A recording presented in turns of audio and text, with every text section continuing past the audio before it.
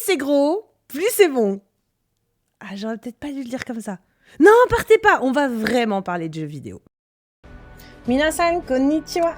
Bienvenue dans la salle d'attente de FF7 R3, le troisième et dernier chapitre de la retrilogie de FF7.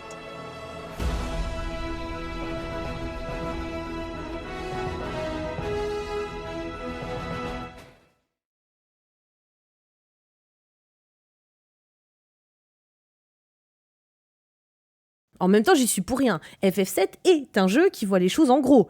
Grosse moto, grosse épée, grosse boule qui tombe du ciel et surtout, grosse bébête et grosse matéria. Et c'est de ça dont on va parler aujourd'hui. Pour rappel, quand on pense grosse bébête dans un Final Fantasy, on pense en général aux invocations. Mais Final Fantasy VII est le premier opus à avoir introduit de très grosses bébêtes, les armes. Final Fantasy 2 et 6 avaient déjà introduit la présence d'armes Ultima, mais elles prenaient juste la forme d'un très gros behemoth. Donc FF7 est le premier de la série à avoir introduit ces créatures de manière à ce qu'on ait l'impression réelle d'avoir affaire à de grosses bébêtes. Quand on y pense, les armes sont peut-être l'élément du jeu qui a le plus bénéficié de l'utilisation de la 3D, car sans cette perspective, ça n'aurait sûrement pas été possible. Les armes de Final Fantasy VII sont l'héritage des kaiju japonais, diminutif de Dai Kaiju, terme traduit par bête étrange ou mystérieuse en français, autrement dit des créatures ou des monstres. Plus particulièrement, des créatures monstrueuses au pouvoir surnaturel et destructeur de très grande taille, popularisées par le cinéma japonais, dont la première et la plus connue est très certainement Godzilla. Les kaiju occupent une place importante dans la culture japonaise. L'origine de ce terme remonte à l'Antiquité, où il était utilisé pour décrire des créatures mythologiques effrayantes et puissantes. Cependant, c'est vraiment après la Seconde Guerre mondiale, avec l'apparition du cinéma de science-fiction, que le terme kaiju a commencé à être utilisé pour désigner ces monstres géants. Ils symbolisent souvent la nature indomptée, mais paradoxalement, sont généralement le fruit de manipulations génétiques ou de mutations dues à la radioactivité. Ainsi, les kaiju sont souvent perçus comme des métaphores des peurs et des angoisses contemporaines, en particulier celles liées à la technologie, à la guerre et à l'environnement. Par exemple, Godzilla est souvent interprété comme une métaphore de la destruction nucléaire, reflétant les traumatismes de Hiroshima et Nagasaki. On retrouve donc une double symbolique dans ces créatures, qui sont à la fois des incarnations de l'animisme shinto lié à la tradition et à la nature, et des allégories du monde moderne liées aux considérations culturelles. Double symbolique que l'on retrouve totalement dans les armes de Final Fantasy VII, qui sont des créatures anciennes créées par la planète, qui représentent la colère de cette dernière face aux actes de destruction provoqués par les humains et qui viennent punir ces derniers, notamment en s'attaquant aux bâtiments clés de la compagnie Shinra.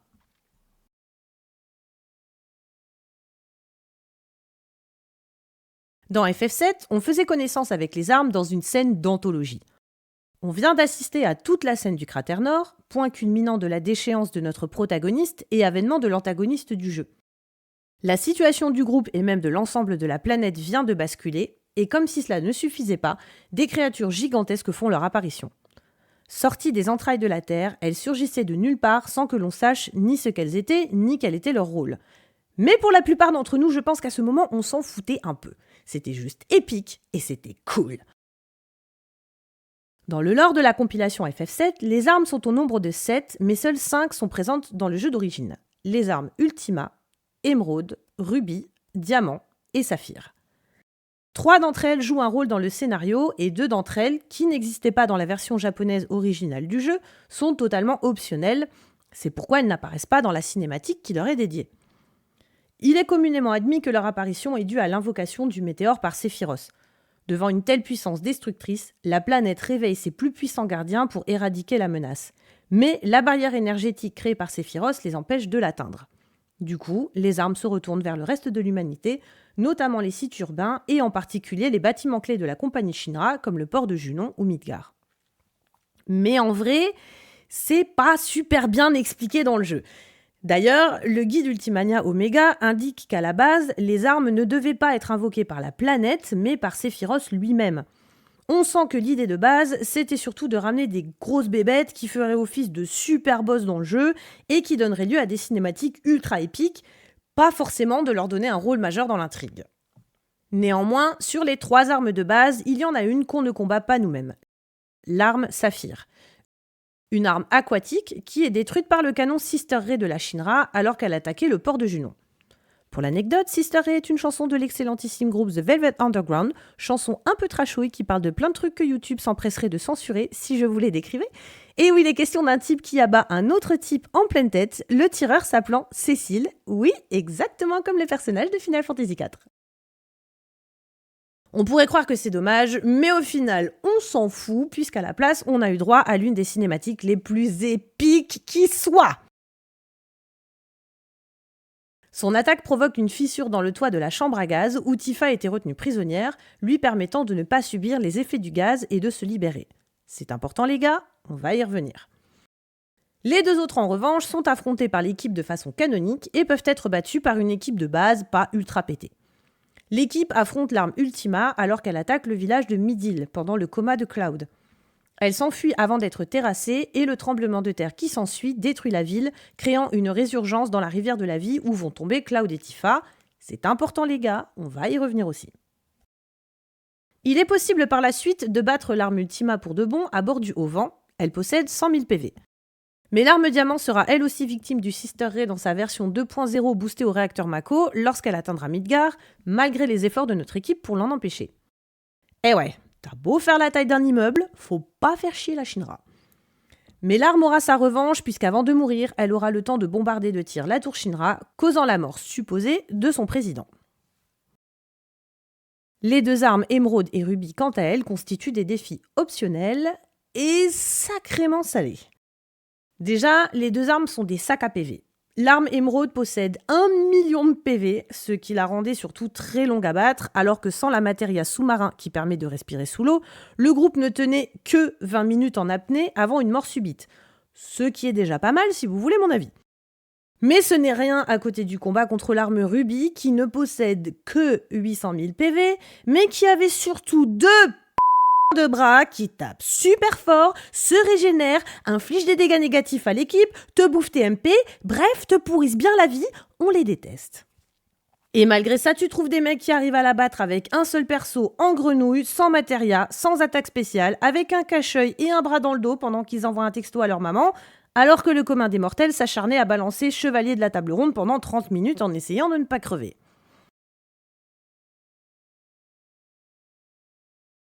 Dans Crisis Core, ou plutôt dans son guide, on apprendra que Banora était en premier lieu un site minier qui fut fermé lors de la découverte d'une arme en stase dans les cavernes situées sous le village.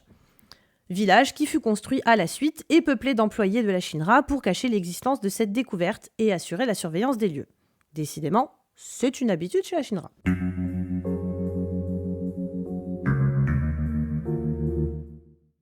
Deux autres armes ont été ajoutées par la suite. L'arme de Jade dans Before Crisis, dont on ne parlera pas. Oh. Bon, elle ressemble à un gros navion, elle génère de la brume pour pas qu'on la repère et elle se fait poutrer par des Turks en cavale. Voilà. On s'en bat les couilles, on s'en bat les couilles. Oui.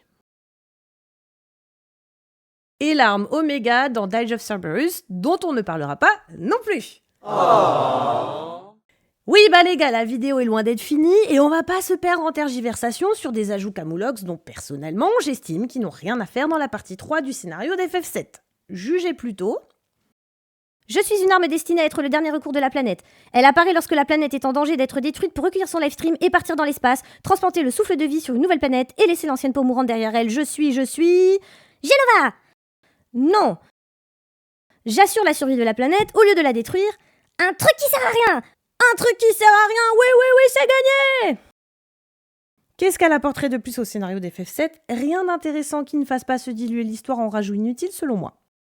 Parce qu'en plus, détail non négligeable, Omega est un ultime recours qui requiert la destruction de toute chose sur la planète, et ça n'arrive pas dans Dirge of Cerberus, parce que Vincent l'en empêche, parce que c'est lui le héros de cet opus.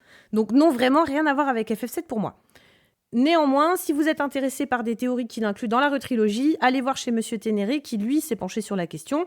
Nous, on ne va pas s'étendre sur le sujet parce qu'il faut maintenant qu'on s'attaque à la question des... Méga Materia. Pour rappel, les méga Materia sont, comme on pourrait s'en douter, des concentrés de Materia plus grosses et plus puissantes que celles qu'on utilise habituellement. Et on va passer tout de suite à... Dans FF7, on apprend que les méga Materia sont créés au sein des réacteurs Mako et sont 33 fois plus puissantes que les Materia normales. Retenez bien ce chiffre, c'est important. Non, je rigole, on s'en bat le steak. Comment sont-elles créées ? Dit telles quelles, on a l'impression que c'est la Shinra qui les fabrique. Néanmoins, il se peut aussi qu'elles se soient formées naturellement au sein des réacteurs du fait de la concentration de Mako qu'ils génèrent et que la Shinra se soit contentée d'en découvrir l'existence et de les étudier. On peut estimer, notamment en raison de leur apparence, que ce sont elles qui prennent la place des traditionnels cristaux élémentaires que l'on retrouve dans presque tous les Final Fantasy. Chaque région possédant un réacteur hors de Midgar possède une méga matéria que l'on doit tenter de récupérer pendant l'absence de Cloud et Tifa à Midil. L'équipe apprend en effet que la Shinra veut s'en servir pour les stocker dans une fusée qui sera envoyée sur le météore pour le faire exploser avant son entrée dans l'atmosphère de Gaïa. L'équipe, qui est à ce moment dirigée par Sid, décide de les en empêcher. Pourquoi, me direz-vous ? On va en reparler. Toujours est-il que notre fine équipe part tout d'abord pour Corel, afin d'intercepter le train qui est chargé de transporter la méga matéria extraite du réacteur. Il est possible de venir s'écraser en train dans le village de Corel, histoire de bien pourrir encore un peu plus les conditions de vie de ses habitants qui sont déjà pas franchement au top. En revanche, si on arrête le train, Barrett sera enfin considéré comme un héros en tant que sauveur de son village et opposant à la Shinra. En échange de quoi, on obtient la Materia Ultima gratuitement, ainsi que la méga matéria. Et tant pis si le météore ne peut plus être détruit. Les habitants de Corel iront habiter dans les tunnels. Voilà, il n'y a plus de problème. Je sais pas vous, mais moi je trouve que ça ferait un super scénario de spin-off. Je veux dire, on pourrait incarner un habitant des tunnels qui retourne à la surface après la catastrophe pour découvrir un monde dévasté, en proie au chaos et à la désolation. Ah merde, c'est déjà pris. Ensuite, le groupe se rend encore à Fort Condor pour se friter encore contre la Shinra, pour rien, puisque le chef du village nous avouera après coup qu'il avait déjà récupéré la matéria et qu'il s'est servi de notre groupe pour protéger le Condor, qui va quand même crever, mais on aura protégé son oisillon, qui grandira seul, orphelin. Mais enfin, il est vivant et nous, on a récupéré la matéria Phoenix en passant, donc tout va bien.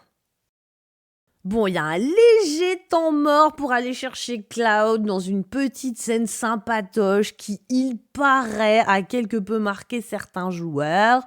Une bagatelle. Puis, l'équipe part récupérer la méga matéria du réacteur sous-marin de Junon, où l'on apprend que Cloud, qui n'a pas de formation de soldat, a quand même son permis sous-marin. Ce qui va s'avérer utile pour explorer le fond des océans. Et pour finir, nous allons récupérer la méga matéria de Nibelheim qui a déjà été chargée dans la fusée du village qui porte le même nom. À la suite de quoi, notre équipe s'échappe de justesse avant que la fusée ne poursuive sa lancée, portant avec elle tous les espoirs de l'humanité pour lutter contre la menace qui pèse sur elle et bien sûr, ça marche pas. Grâce à nous. Bien joué.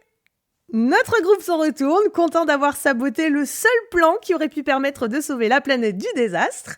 Alors, merci qui ? Non, sérieux, on en parle du fait que c'est totalement débile de vouloir récupérer ces matérias. Ok, mais pourquoi ? D'accord, c'est la Shinra, c'est des méchants, on les aime pas.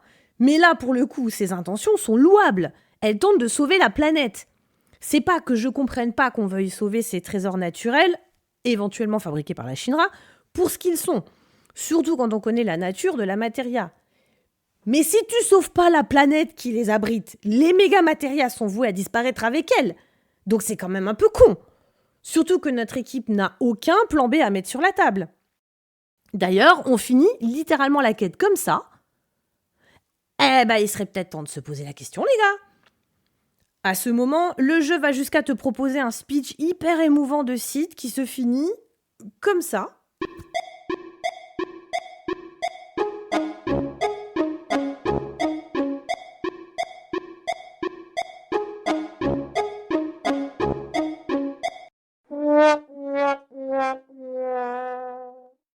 À ce niveau-là, c'est du troll. Nani ? Après tout ça, le groupe part stocker les matérias collector durement acquises dans un endroit hyper sécurisé, totalement à l'abri de la Shinra, ou juste dans le planétarium de Bugenhagen. Au point où on en est. Alors ça sert pas complètement à rien. Si le joueur a collecté toutes les matérias existantes d'une certaine couleur dans le jeu et les a maîtrisées à 100%, elle peut les transmuter en une seule super méga matéria à l'aide des méga matérias. procédé qui est expliqué aux joueurs par Nanaki ici. Il faudra donc se rappeler de ce détail après 10 heures de quête et 30 heures de farming pour que ça fonctionne, mais ça existe. Merci les guides de jeu.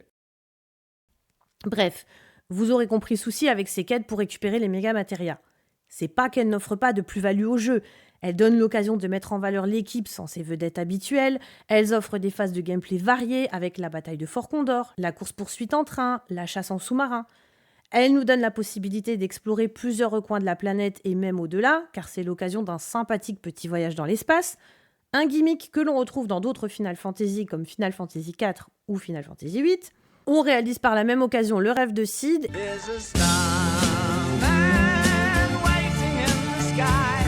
Et bon, si on peut faire plaisir à un pote en passant, c'est jamais perdu. Mais le gros problème de tout ça, c'est qu'au final, dans le scénario, ça ne sert strictement à rien. Ça sert tellement à rien que qu'on les récupère ou non, ça ne change pas une once de l'histoire. Or, ces quêtes prennent quand même un temps de jeu considérable, et malgré les bonus en termes de gameplay, d'exploration et d'équipement qu'elles procurent, on reste un peu avec une impression de tout ça pour ça, et d'avoir quand même une équipe qui ressemble de plus en plus à une belle bande de bras cassés qui n'a foutrement aucune idée de ce qu'elle mamaille avec la planète. C'est pas fou.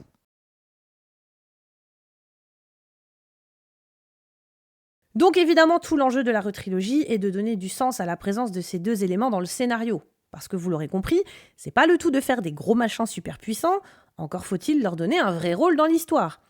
Il n'est donc pas surprenant que les deux sujets soient abordés d'une manière différente dans Rebirth. Les armes et les méga matérias apparaissent assez peu dans le jeu, mais on va voir qu'elles génèrent en peu de temps un grand nombre de spéculations. Donc on va déjà faire un point sur les indications que nous avons reçues dans le jeu, et seulement ensuite on va péter nos crânes pour savoir ce qu'on peut en tirer. Attention, schéma. Enfin, tableau récap, c'est pareil. Information numéro 1, les méga matérias sont désormais directement liés aux armes. Information numéro 2, leur apparence est différente que les armes que nous avons connues. Information numéro 3, les méga matérias apparaissent toujours où se concentre l'énergie Mako, à savoir dans les réacteurs. Information numéro 4, les méga matérias et les armes attirent la convoitise de plusieurs personnes ou organismes. Information numéro 5, elles sont liées au combat que se livrent Sephinova et Tifa pour le salut de Cloud, notamment au sein du livestream. Eh ben, on va pas s'ennuyer, nous, aujourd'hui. Bon, prenons les éléments dans l'ordre et posons-nous, si vous le voulez bien, une grosse série de questions avant de spéculer plus avant. Information numéro 1, les méga matérias sont désormais directement liés aux armes. Les méga matérias ne sont plus directement des créations, de la Shinra ou non, au cœur des réacteurs, mais des matérias naturels qui se trouvent à l'intérieur du corps des armes. Elles leur sont donc directement liées. Hojo laisse entendre que les armes naîtraient des méga matérias et qu'elles recèleraient le mystère de la vie. Comment ? Pourquoi ? On ne sait pas. Et ce ne sont que des suppositions d'Hojo. Mais si les développeurs donnent cette information aux joueurs, ce n'est vraisemblablement pas pour rien. Ça donne une aura de créatures primordiales à ces armes, qui pourraient avoir été les premiers êtres à peupler la planète, ce qui contrasterait pas mal avec leur nature purement utilitaire telle qu'exposée dans Final Fantasy VII. La seule chose que l'on peut affirmer, c'est que les armes semblent tirer une partie de leur puissance de ces méga matérias, puisqu'on les voit les activer en quelque sorte pour repousser les fileurs noirs qui leur bloquent le passage dans la rivière de la vie. Mais ce lien amène quelques questions. Premièrement, quelle est sa nature exacte ? Deuxièmement, celles que l'on peut observer contiennent des méga matérias, mais est-ce que ce sera le cas des autres aussi ? Troisièmement, les méga matérias de Final Fantasy VII sont de couleurs différentes. Or, mathématiquement, ça pourrait donner la matéria rouge pour l'arme rubis, la matéria bleue pour l'arme saphir, la matéria jaune pour l'arme diamant. Oui, je sais, l'arme n'est pas vraiment jaune, ça passe. La matéria violette pour l'arme ultima, la matéria verte pour l'arme émeraude. D'ailleurs, vous remarquerez que pour la plupart d'entre elles, il existe déjà un emplacement qui pourrait accueillir ces matérias, et pour la dernière, ça se case facilement. Sauf que les matérias des deux armes jumelles sont toutes les deux vertes. D'ailleurs, elles sont également des armes aquatiques. Est-ce qu'elles auraient un lien avec les deux armes aquatiques connues, l'arme émeraude et l'arme saphir ? Pour répondre à cette question, on va se pencher sur notre information numéro 2. Leur apparence est différente de celle des armes que nous avons connues. Nous avons donc connaissance de deux types d'armes dans Rebirth. Je dis deux types parce que c'est pas hyper flagrant pendant le jeu, mais on a affaire à deux armes au design légèrement distinct. Comme on n'a pas beaucoup d'images sur les designs des armes, qu'il s'agisse de celles du jeu d'origine ou de la retrilogie, attendez-vous à saigner des yeux, la qualité d'image va pas être dingue.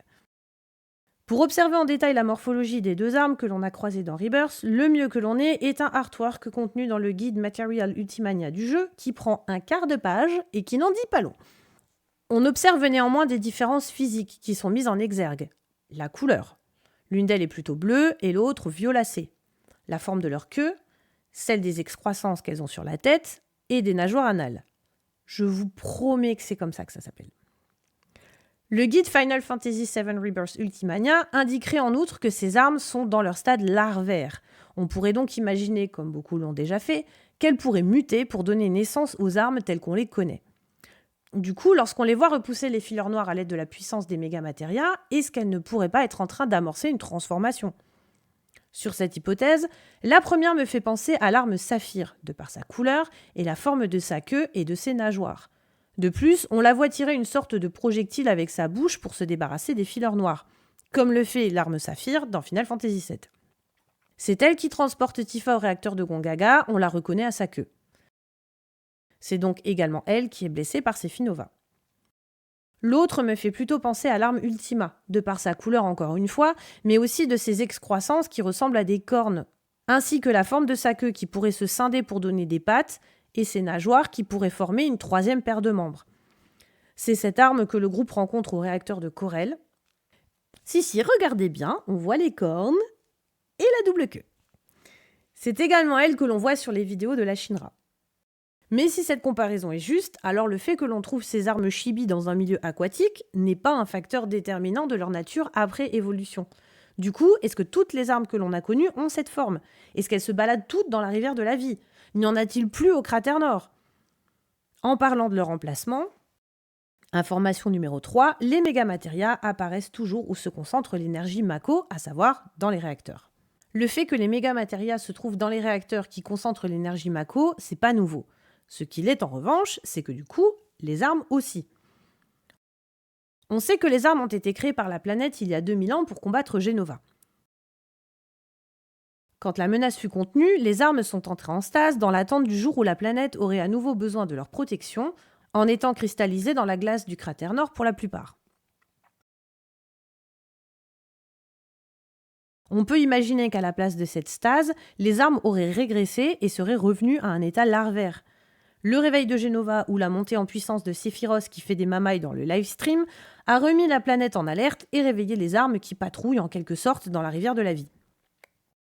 Le déclencheur peut aussi bien entendu être l'intervention de Sephiroth et Aerith sur le mur du destin. Les armes ont l'air d'être assez copines avec les fillers puisque les deux se battent dans le livestream à Gongaga, laissant penser que les armes ont également un rôle à jouer dans cet aspect du scénario, ce qui est assez logique vu qu'elles sont au service de la planète. La Shinra mentionnera dans Rebirth avoir eu connaissance de la présence des armes suite à des pics d'énergie anormaux constatés simultanément dans différents réacteurs Mako. Ces pics semblent être assez récents, ce qui viendrait corroborer l'hypothèse que ce sont les actions, récentes également, de Sephiroth qui ont généré ce réveil. Mais pourquoi leur présence se concentre-t-elle dans les réacteurs Mako ? Déjà, la Shinra ne mentionne pas tous les réacteurs. Derrière Rufus, on peut voir celui de Corel, où l'on rencontre l'arme Chibi Ultima, et celui de Gongaga, où l'on rencontre l'arme Chibi Emerald. Et c'est marrant parce que, si on regarde bien, il nous reste 3 sites qui sont Nibelheim, Junon et Fort Condor, et il nous manque 3 armes, Rubis, Émeraude et Diamant. Oui, je vous entends râler dans le fond. Rassurez-vous, je ne vais pas mettre sous le tapis qu'il y a un 6e lieu qui est mentionné, et pas des moindres puisqu'il s'agit de Midgar. Il y aurait donc 6 lieux pour 6 armes. On va mettre de côté l'arme Jade qui n'apporte rien et est censée avoir été détruite par des Turks en exil. Il nous reste Omega. Et du coup, je vous renvoie sur ce point la théorie de Monsieur Ténéré parce que j'ai pas mieux à proposer que lui sur ce sujet qui ne m'intéresse toujours pas des masses. Désolée. Bon, et du coup, pourquoi dans les réacteurs Mako ? Dans FF7, c'était la concentration de Mako des réacteurs qui générait la création des méga-matérias. Mais si à présent elles font partie des armes, voire ont généré les armes, alors ces matérias existaient bien avant la création des réacteurs. On peut néanmoins logiquement considérer que les réacteurs ont été conçus sur des sites naturels de concentration de l'énergie Mako et que les armes apparaissent là où elles sont nées, tout simplement. On pourrait aussi supposer que c'est parce que les réacteurs concentrent l'énergie de la planète et la pompent. Les armes étant les gardiennes de la planète, leur rôle est d'éradiquer les menaces et les réacteurs représentent une menace. Mais pourquoi tout en même temps et seulement maintenant alors que les réacteurs existent depuis des années ? Information numéro 4, les mégamatérias et les armes attirent la convoitise de plusieurs personnes ou organismes. Autant les armes étaient quasi inconnues de tout le monde dans Final Fantasy VII, autant dans la retrilogie, tout le monde en a après elle. Tout le monde, sauf Bugenhagen, qui pour le coup est totalement à côté de ses pompes sur le sujet et qui se fait donner des leçons par Tifa. Ah bah elle est belle la planétologie. C'est d'autant plus contradictoire qu'elles sont censées être les gardiennes de la planète, que les planétologues souhaitent préserver, et que Nanaki, lui, a l'air très au courant de leur existence sans la remettre en question. Et surtout, que la Shinra s'y intéresse de très près, et notamment au Jo. Ce dont Nanaki est également parfaitement conscient, puisqu'il a eu le plaisir de vivre une joyeuse colocation avec notre éminent scientifique pendant un moment. Donc logiquement, ça devrait être une préoccupation majeure du haut lieu de la planétologie et de la préservation de la planète. Je dis ça, je dis rien. Au sein de la Shinra, on s'intéresse aux armes, oui, mais de manière différente et pour différentes raisons. Hojo veut les corps des armes pour les étudier, mais genre il les veut vraiment, hein, ça l'excite, on peut le dire. Hein. Rufus veut récupérer les mégamatérias. Pourquoi ? J'aime bien le tacle de Heidegger qui propose de décorer le hall avec. Petit clin d'œil au fait que dans l'original, on va se contenter de les stocker dans un coin presque pour faire beau. Bien vu. Ou peut-être que c'est plutôt dans l'idée de les récupérer avant les Wutaiens. Peut-être que c'est mieux comme idée, en effet. Du coup, Scarlett fait genre, elle en veut pas, parce que ça concurrence le projet de matériel de synthèse qu'elle dirige, donc elle boude. Mais finalement, si ça emmerde le Wutai, elle veut bien. Quand je vous dis qu'on la reverra au Wutai, elle... Et finalement, quand elle envoie une de près, elle ne lésine pas sur les moyens pour la récupérer et elle a l'air plutôt enthousiaste. Elle aussi, on sent que ça l'excite bien. Et du coup, le Wutai veut également s'emparer des méga-matérias. Rien de surprenant puisque l'attrait des Wutaiens pour les matérias est présent depuis le jeu d'origine. Comme je l'expliquais dans la vidéo dédiée au Wutai, les Wutaiens s'opposent à la Shinra pour des raisons d'indépendance, pas par principe écologique. Le fait que la Shinra soit maîtresse de l'exploitation de la Mako les met en situation de faiblesse, et ce n'est certainement pas pour rien que la Shinra n'a jamais installé de réacteur chez eux. Donc il est logique qu'ils cherchent à compenser cette faiblesse en s'emparant des matérias, et il est logique qu'à ce titre, les méga-matérias suscitent leur intérêt. Et la dernière personne, si on peut dire, à s'intéresser aux armes et aux méga-matérias, c'est Jenova. Notamment par le biais de Glenn, car les deux doivent lui servir de prétexte à alimenter le conflit Wutai-Shinra, dans son objectif d'intensifier l'énergie planétaire qu'il génère. La course aux méga-matérias va servir d'excuse à la Shinra pour justifier sa répression envers le Wutai, et la présence des armes, que Glenova présente publiquement comme étant des armes secrètes fabriquées par la Shinra, va servir de prétexte au Wutai pour mener la révolte contre la firme. C'est faux évidemment, mais comme elle squatte les réacteurs de la Shinra, il s'en sert pour faire peur à la populace. Ça nous ramène à l'idée que Glenova, donc Sephinova, est au courant pour les armes, donc ça nous ramène à notre prochain point. Information numéro 5, elles sont liées au combat que se livrent Sephinova et Tifa au sein du livestream. Donc les armes Chibi servent la lutte dans le livestream où elles assistent les fileurs blancs pour lutter contre les fileurs noirs à la botte de Sephiroth. Première question, si la planète a créé les armes que l'on connaît pour lutter contre Jenova 2000 ans avant, a-t-elle créé ces chibi-armes pour lutter contre une nouvelle menace ? Une chose est sûre, même si on le savait depuis FF7, pour sauver la planète, il faut sauver Cloud, et pour sauver Cloud, la planète a besoin de... Tifa qui, on le rappelle parce que c'est un point qu'on n'a pas évoqué depuis la vidéo sur le cratère Nord, semble être un enjeu de lutte que se font Sephinova et Gaïa pour savoir qui des deux pourra ranger Cloud de son côté. Ce qui veut dire que Tifa est aussi un élément essentiel du scénario et un personnage majeur du jeu. Oui. Donc lorsqu'elle est menacée de mort par Sephinova par l'entremise de Cloud, les armes entreprennent de lui sauver la vie et à la grande surprise de tout le monde je pense, de la mienne en tout cas, l'emmène en balade dans le livestream, explorer le subconscient de... on reparlera de ça plus tard. Oh. Oui, je sais, moi aussi j'ai hâte d'en parler, mais... On va se concentrer sur la bagarre. Donc, bagarre.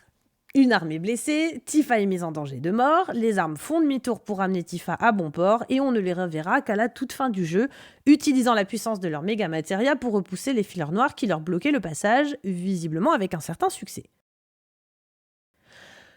Pfiou! Bon, est-ce qu'on peut jeter un œil au tableau récap avant d'avancer? Ah ouais, quand même. Bon, bah allons-y, hein.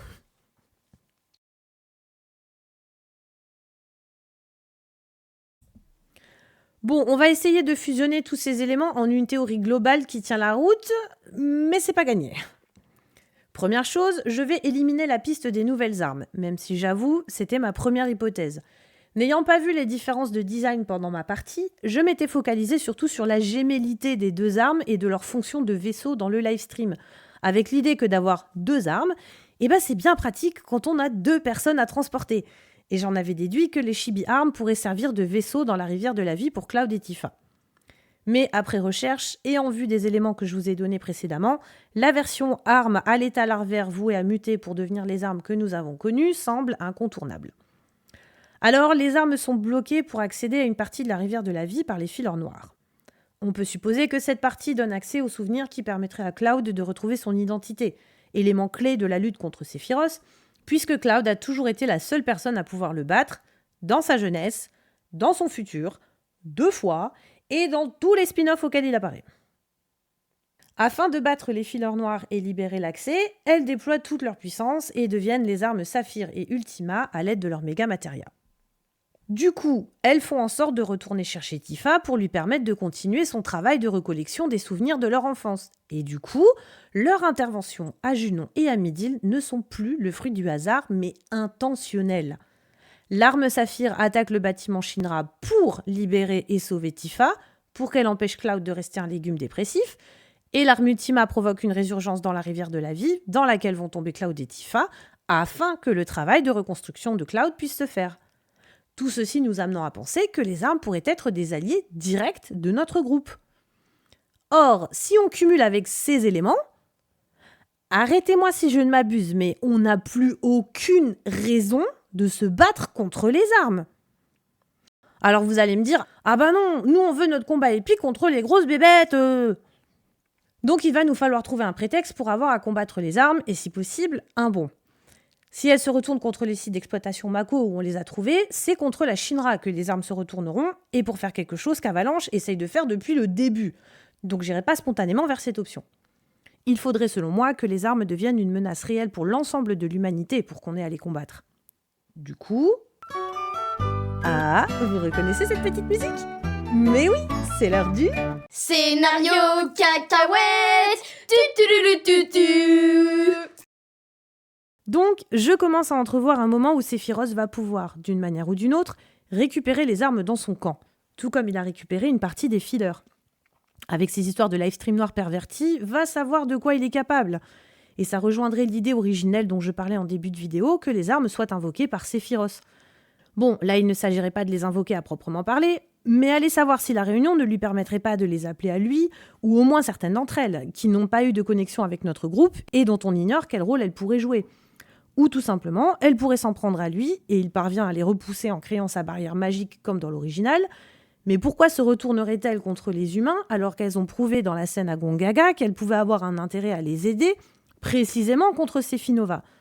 Non, vraiment, là, je vois pas trop comment on s'en tire sans une perversion quelconque des armes qui sont détournées de leur but. Ou alors, on reprend la théorie que je n'ai pas pondue moi-même, mais que j'aime beaucoup, d'un Cloud homme en noir qui invoque le météore et ce faisant devient un ennemi aux yeux des armes qui voient en l'humanité une menace. Sauf nos deux armes, ou à tout le moins l'arme Saphir qui a eu cette connexion particulière avec Tifa. Oui, vraiment, moi je veux voir une arme dézinguer un bâtiment Shinra pour venir aider Tifa. La perversion des armes, ça me paraît d'autant plus envisageable que les armes pourraient être envoyées à détruire des sites humains pour corroborer les dires de Glenova sur le fait qu'elles ont été fabriquées comme armes secrètes par la Shinra et monter la populace contre la firme. Si Livestream Sephiroth possède vraiment une conscience étendue de ce qui est arrivé dans FF7 original, alors il sait que la Shinra va lui mettre des bâtons dans les roues. J'en avais déjà parlé dans ma vidéo sur le Wutai, et de toute façon, il les déteste, et de toute façon, Glenova veut du fight avec la Shinra, donc... Donc c'est du scénario qui part grave en cacahuète, mais admettez que ça a de la gueule, non ? Imaginez le sentiment de puissance que ça donnerait à Sephiroth. En plus, il y a la question des méga-matérias. Si notre groupe est voué à récupérer les méga-matérias, il va falloir aller les chercher sur les armes, on est d'accord. Alors il y a toujours cette question de « mais pourquoi diantre irait-on chercher ces foutus matérias ?» Parce que même le principe de fusionner nos matérias pour avoir des matérias maîtres, je ne sais même pas si ça serait repris dans la retrilogie, et franchement, ça suffit pas. Alors notre groupe pourrait se dire qu'il est primordial de s'emparer des méga-matérias avant que la Shinra ne mette la main dessus. Mais dans ce cas, ça veut dire qu'il faut changer tout le pan de scénario qui consiste pour la Shinra à vouloir sauver la planète avec. Parce que c'était déjà pas fou de vouloir les en empêcher dans le jeu d'origine, mais là, avec la retrilogie, ça n'aurait très visiblement aucun sens. Alors je me dis que si les armes sont perverties, mais qu'elles naissent des méga-matérias, en combattant les armes perverties et en récupérant ces matérias, on récupère l'essence des armes, une essence pure qui pourrait, une fois remise à la planète, lui permettre de recréer ses gardiens. Et est-ce qu'on ne pourrait pas imaginer que ces matérias puissent être la clé de la défense de la planète, pour l'aider ou aider Aerys à la protéger ? On n'a pas encore visité la cité des anciens, ni accédé à leur savoir. Est-ce que c'est totalement déconnant d'imaginer qu'on pourrait apprendre là-bas comment utiliser ces matérias pour, je sais pas moi, renforcer le sacre, un truc dans le genre ? Quoi ? C'est n'importe quoi ? Oui, mais je trouve ça cool. Alors je vous en parle. Ah, et question importante, si combat il y a, comment on va les combattre ? L'idéal pour moi, ce serait des combats qui arrivent à trouver un équilibre entre les combats de FF16 qui possédaient un vrai souffle épique et réussissaient parfaitement à reproduire la sensation de gigantisme et de puissance, mais en y ajoutant un aspect stratégique qui leur manquait un peu. Mais il me semble qu'une énorme partie du budget de FF16 est passée dans la réalisation de ces combats, donc je ne sais pas dans quelle mesure FF7R3 pourrait se permettre de nous proposer quelque chose du même acabit. Surtout qu'il faut faire ça pour 4 armes. D'un autre côté, je ne vois pas vraiment comment il pourrait proposer un mode de combat mieux adapté au gameplay de FF7 Retrilogy, sachant que les plus gros boss que l'on ait eu à affronter comme Bizarro Sephiroth étaient loin d'égaler la taille d'une arme, donc il va bien falloir qu'il nous trouve quelque chose. Enfin, on peut pas non plus retirer l'option que les armes soient vachement moins grandes que ce qu'on avait imaginé. L'autre enjeu, ce serait de ne pas rendre les combats trop redondants. Car si on doit récupérer les méga-matérias et qu'on doit les récupérer sur les armes en les affrontant, eh ben ça fait beaucoup de combats contre les armes.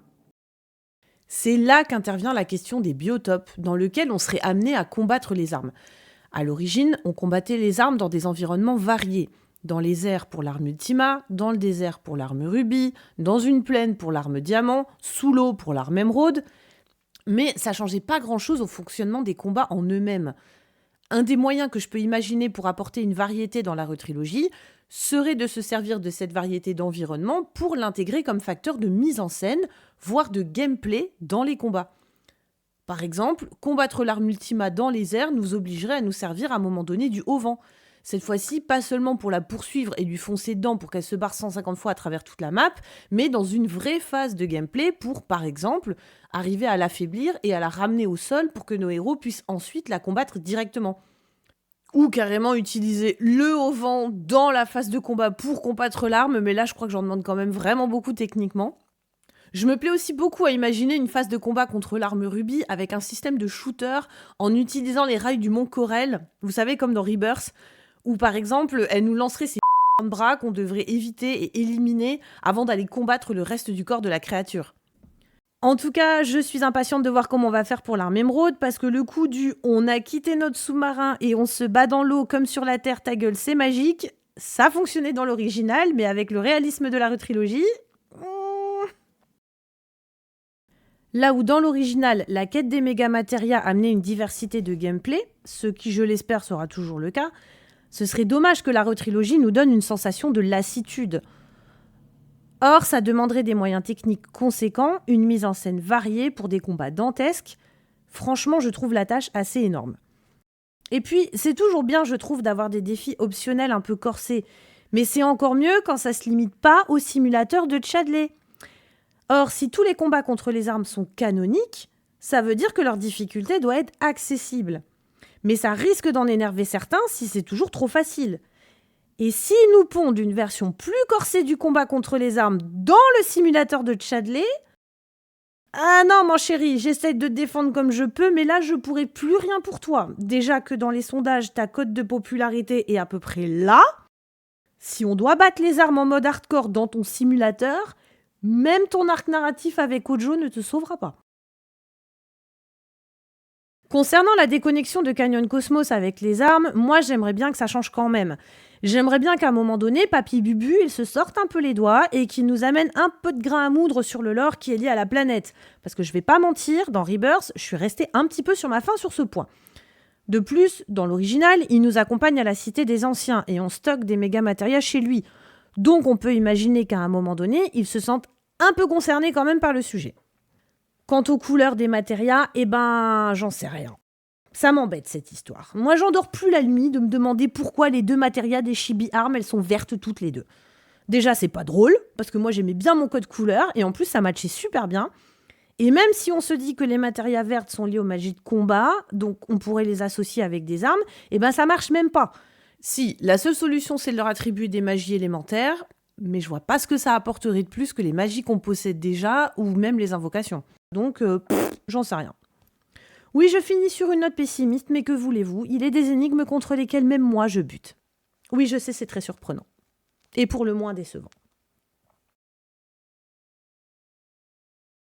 Conclusion, il me semble indispensable que les armes et les méga-matérias soient mieux inclus dans le scénario qu'elles ne l'étaient pour Final Fantasy VII.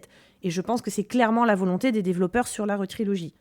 Ça n'empêche que d'essayer d'emboîter toutes les pièces du puzzle que nous a laissé Rebirth sur ce sujet n'est pas aisé. Et j'ai du mal à envisager une direction sur cet aspect du scénario qui ne torde pas, à un moment donné, le coup à l'original. Ce qui est plutôt excitant. Même si du coup j'ai l'impression d'avoir apporté plus de questions que de réponses. Mais poser les questions reste intéressant. Et avoir vos réponses sur le sujet est encore plus intéressant. Donc, lâchez-vous dans les commentaires, ça fait plaisir. Afin de rendre à César ce qui lui appartient, la théorie de Cloud Homme en Noir vient de chez Monsieur Ténéré dans cette vidéo-ci, dont vous trouverez évidemment le lien en description. Et la théorie des armes qui aide volontairement anti-femmes a été fortement inspirée par ce youtubeur anglophone, Looney Bean, dans cette vidéo-ci, dont vous trouverez également le lien en description. Je ne saurais pas vous recommander ou non sa chaîne, car il fait beaucoup de productions sur des animés que je ne connais pas. Apparemment, il y a du One Piece. Et honnêtement, je n'ai plus le temps d'aller voir ce que produisent les amis anglophones, parce que ça fait trop de contenu, alors que j'arrive déjà pas forcément à voir tout ce que font les copains de la commu. Mais des fois, ça fait du bien d'ouvrir ses horizons, la preuve. Personnellement, j'essaierai de prendre le temps de voir quelques-unes de ses autres productions sur FF7. Si j'en trouve des sympathiques, je vous les partagerai dans l'onglet post, comme d'habitude. Et comme d'habitude, je vous remercie d'avoir regardé cette vidéo. Elle fut laborieuse à écrire et ce ne sera certainement pas ma meilleure production, mais le sujet méritait d'être traité néanmoins. Maintenant que c'est fait, pour la suite, on va enfin pouvoir creuser deux personnages que j'adore pas du tout. J'espère que vous serez au rendez-vous. D'ici là, portez-vous bien et surtout...